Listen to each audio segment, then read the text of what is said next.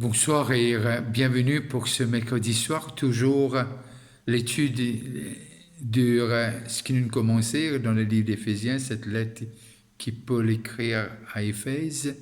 Et moi, j'ai envie de saluer ceux qui peuvent nous de l'étranger et surtout ceux qui peuvent nous localement, que Dieu bénisse sa parole. Et dans le chapitre 4, le verset 26 et 27 qui nous commençait la semaine dernière, il dit « Si vous vous mettez en colère, ne péchez point, que le soleil ne se couche pas sur votre colère. Et ne donnez pas accès au diable, et ne donnez pas accès au diable. » Et là, nous terminons sur cette phrase et nous guettons un peu de ce que condition que fait Jésus en colère et condition aussi de la chrétienté parfois, de ce qui les choses qui peuvent affecter nous avant, qui m'ont peut dire positivement, et notre colère pour ce qui n'est pas correct. Et à un moment donné, nous sommes dans Marc, dans Luc la semaine dernière, et aussi dans le psaume 97, nous sommes aussi Jérémie 6, 15 et 8, 12, que là, nous trouvons que je n'ai plus la honte et je n'ai plus les choses du mal, qui veut dire un équerre qui vraiment endurcir. Et tandis que lorsque cet élan de Paul qui peut montrer de ce qu'il fallait qui vraiment, car si nous mettons en colère, qui nous pas péché, qui veut dire une colère qui nous capable d'y aller vine dans haut, et que vraiment les part en parallèle avec ce que Dieu enseigne nous. Et il y a deux sortes de colère. Il y a une colère qui nous trouvait, c'est vrai, lire les pavines de Dieu et ses péchés, c'est injuste, et nous trouve, et il y a une colère qui est les vignes de Dieu, qui nous pas capables d'accord avec l'injustice, nous pas d'accord avec les choses qui vraiment pas t'allient avec la parole de Dieu. Alors, si mon cas de lire une colère qui est bon et une colère qui n'est pas bon. Et là, nous arrivons à comprendre colère qui n'est pas bon, c'est surtout, nous disons un petit peu la semaine dernière de ce que, quand nous disons que c'est mon caractère, ça, mon pas qu'à changer. Et parfois, on a dit, facilement, je t'ai provoqué. Facilement. Et je tombe vraiment dans les choses qui n'ont pas besoin. Et nous disons ça, nous disons là dans la semaine dernière de ce que 1 Corinthiens 13, que les causes nous de l'amour, et l'amour pas facile ou provoque un qui n'a l'amour dans ce cœur. Et nous connaissons aussi de ce qu'il dit à nous dans Jacques, dans cette épître, et là, nous arrivons à comprendre ce qui Jacques dit à nous, le chapitre 3 et le verset 17. La sagesse d'en haut est premièrement pure, ensuite pacifique, modérée, conciliante, pleine de miséricorde et de bons fruits, exemptée de duplicité, d'hypocrisie, et qui veut dire les pacifiques, et qui veut dire nous trouver des cœurs les purs, et ce qui Jacques fait nous comprendre. Et là, lorsque nous guettons un petit peu ce qui Paul puis amène l'église d'Éphèse pour comprendre de ce qu'il y a une colère qui le mot colère même,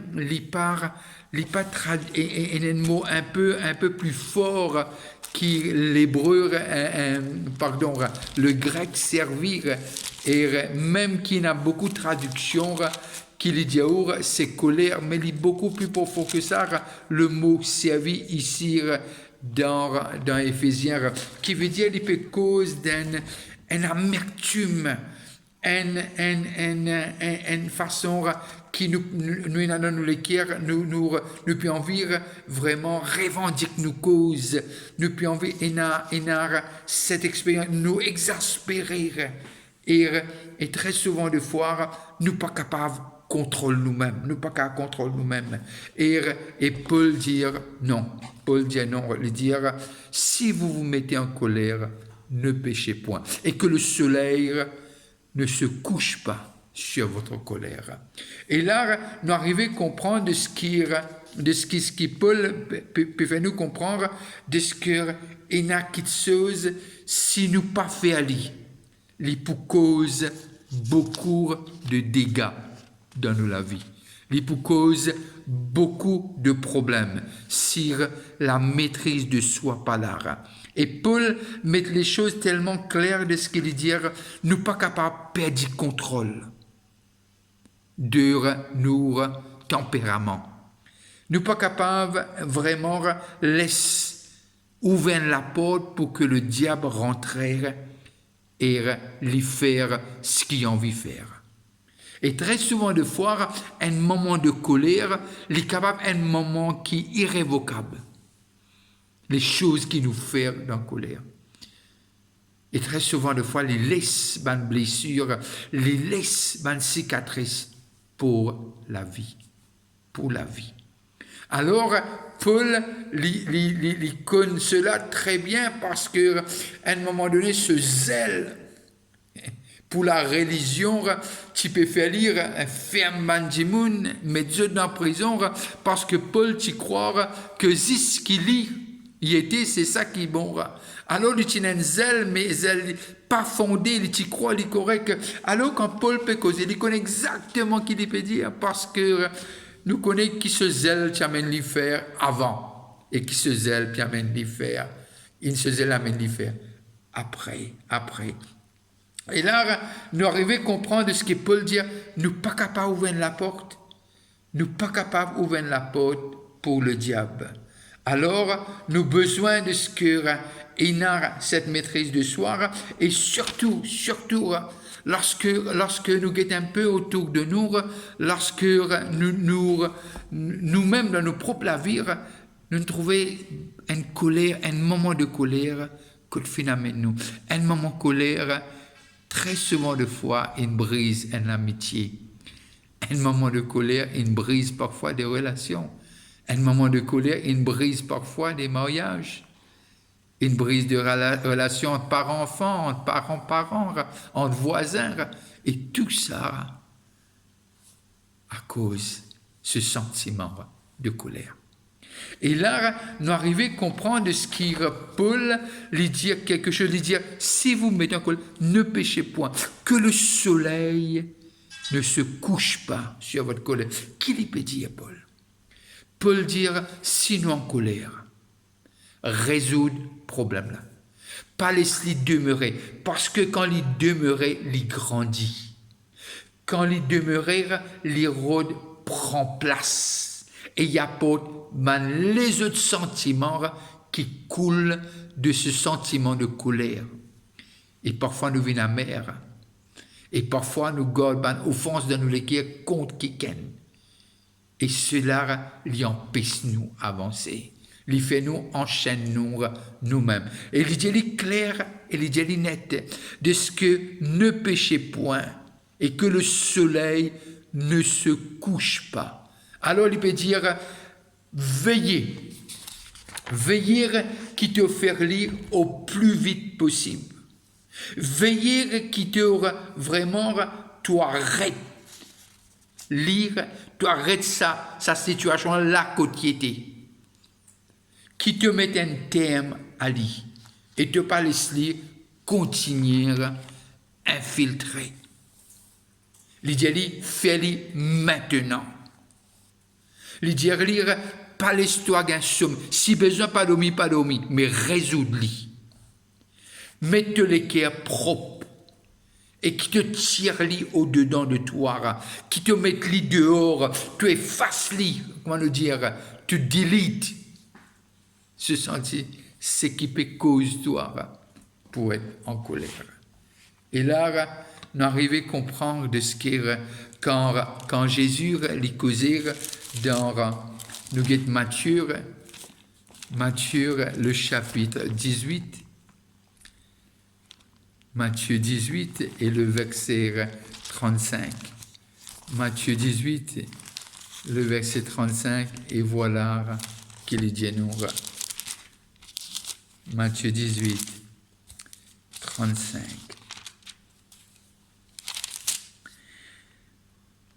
C'est ainsi que mon Père céleste vous traitera si chacun de vous ne pardonne à son frère de tout son cœur.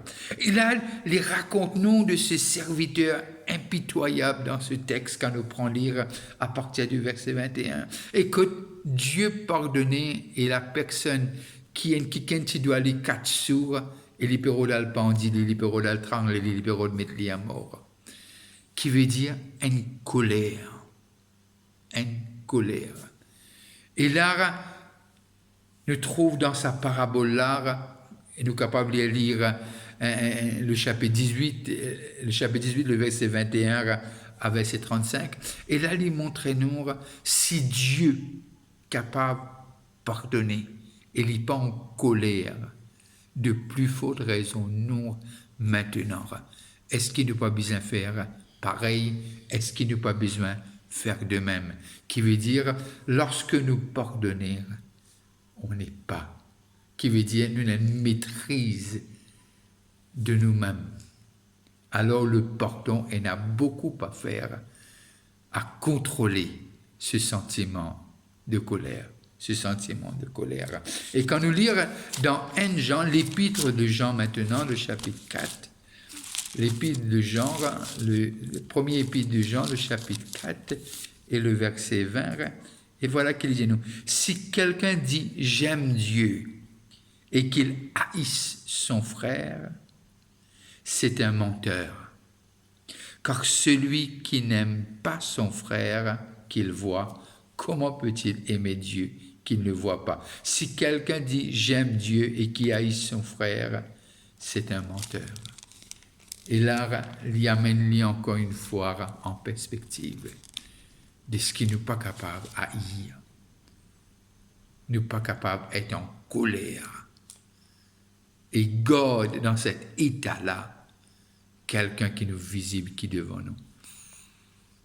Pareil comment ce serviteur impitoyable, pareil comment il dit nous dans un genre discours, et pareil comment Jésus dit encore, il dit madame un hypocrite. Comment je dois dire que si mon guéri un quelqu'un le jour du sabbat, je suis en colère? Qui fait une vie tellement dure. Et mon pensée de ce que Paul puis envie fait à l'église d'Éphèse comprendre. Il y a un antidote pour cette situation qui nous besoin content et aussi nous besoin pardonner. Content et pardonner. Il peut toujours aider nous à maîtriser ce sentiment de colère. Ce sentiment de colère. Quand nous lisons dans Romains, toujours écrit par Paul, le chapitre 12, Romains 12, verset 19 à 21, voilà ce qu'il nous dit. Ne vous vengez point vous-même. Ne vous vengez point vous-même. Bien-aimés. Mais laissez agir la colère. Mais laissez... Car il est écrit, à moi la vengeance, à moi la rétribution, dit le Seigneur. Mais si ton ennemi a faim, donne-lui à manger. S'il a soif, donne-lui à boire. Car en agissant ainsi, ce sont des charbons ardents que tu amasseras sur sa tête. Ne te laisse pas vaincre par le mal, mais surmonte le mal par le bien. Et là, nous trouvons qu'il peut dire de ce qui c'est pas à nous de revendiquer nos causes. C'est pas à nous la vengeance. Et toujours, ces sentiments de colère, il est capable d'amener nous à ce point-là. Il amène nous là, côté, nous pas envie d'aller. Quand nous lisons dans Matthieu, le chapitre 5, toujours, cette fois-ci, le sermon sur la montagne qui, monsieur, nous connaît très très bien. Et voilà qu'il dit dans le chapitre 5, le verset 23 et 24. Si donc tu présentes ton offrande à l'autel et que là tu te souviennes que ton frère a quelque chose contre toi, laisse là ton offrande devant l'autel et va d'abord te réconcilier avec ton frère. Puis viens, présente ton offrande. Et là, on arrive à comprendre ce que Dieu dit, combien il est important.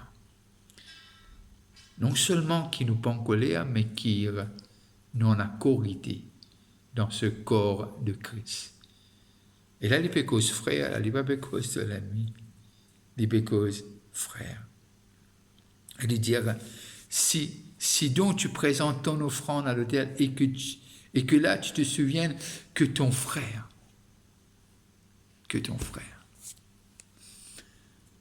alors dans le corps de Christ, nous besoin capables d'arriver. Non seulement dans le pardon et l'amour, et ça nous pas capable de faire, sans nous pas capable de vivre la chrétienté sans le pardon et sans l'amour. Et l'important qui nous fait lire. Et là, Paul amène cette église d'Éphèse et fait comprendre quelque chose qui est puissant et qui est pour aider dans cette marche dans laquelle Dieu finit appel pour marcher. Et surtout quand il vient le verset 27, et ne donnez pas accès au diable, qui veut dire être en colère, qui veut dire cette caractéristique qui, sans savoir, sans qu'il y en a assez d'éléments, ils n'ont en colère pour rien. Et qu'il peut dire c'est un accès au diable. Et nous tous connaissons un peu de ce qui est. Combien de monde aujourd'hui est enfermé à cause de colère? Combien de divorces il y a à cause de colère? Combien de situations dans le corps de Christ qui n'est pas capable de l'autre à cause de colère? Et tout cela, mon pensée, les être résolu si nous disons à nous-mêmes non. Comment Paul dit, pardonne-toi sommeil si besoin, mais résoudre la situation et faire la paix et mettre les choses claires. Si on est capable de résumer ça, ce que Paul peut dire, lui dire, haïr le péché. Haïr le péché. Dans toutes ses formes, et comment il est capable de venir. Zis haïr. Pardonne librement. Nous trouvons ça dans ce parabole du serviteur impitoyable. Et puis lui dire, pas garde rancune. Pas garde rancune. Haïr ce qui est mal, pardonne les uns les autres et pas garde aucune la haine dans nous les cœurs et qui nous marche librement.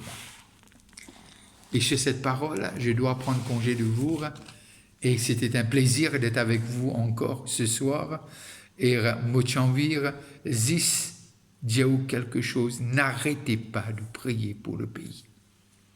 N'arrêtez pas de prier pour le pays. Si vous passez à table, je veux vous dire bon appétit. Et aussi, je veux vous dire que ce jeudi, notre réunion, parce que c'est un congé public, on va le faire à 9h30 le matin. Alors je vous demande de venir en grand nombre. Que Dieu vous bénisse. Passez une très bonne fin de soirée et on se voit bientôt. Bye bye et à la prochaine fois.